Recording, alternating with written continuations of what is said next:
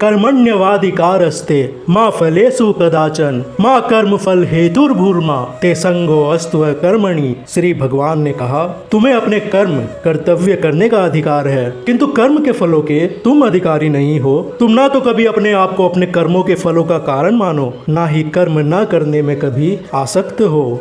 भक्ति वेदांत तात्पर्य यहाँ पर तीन विचारणीय बातें हैं। कर्म अर्थात स्वधर्म, विकर्म तथा अकर्म। कर्म वे कार्य है जिनका आदेश प्रकृति के गुणों के रूप में प्राप्त किया जाता है। अधिकारी की सम्मति के बिना किए गए कर्म विकर्म कहलाते हैं और अकर्म का अर्थ है अपने कर्मों को न करना। भगवान ने अर्जुन को उपदेश दिया कि वह निष्क्रिय न हो, अपितु फल के प्रति आसक्त हुए बिना अपना कर्म करे। कर्म फल के प्रति आसक्त रहने वाला भी कर्म का कारण है। इस तरह वह ऐसे कर्म फलों का भोक्ता होता है। जहाँ तक निर्धारित कर्मों का संबंध है, वे तीन उप श्रेणियों के हो सकते हैं, यथा नित्य कर्म, आपातकालीन कर्म तथा इच्छित कर्म। नित्य कर्म फल की इच्छा के बिना शास्त्रों के निर्देशानुसार सतोगुण में रहकर किए जाते हैं। फल युक्त कर्म बंधन के कारण बनते हैं, अतः ऐसे कर्म अशुभ है। हर व्यक्ति को अपने कर्म पर अधिकार है, किंतु उसे फल से अनासक्त होकर कर्म करना चाहिए। ऐसे निष्काम कर्म निसंदेह मुक्ति पथ की ओर ले जाने वाले हैं। अतएव भगवान ने अर्जुन को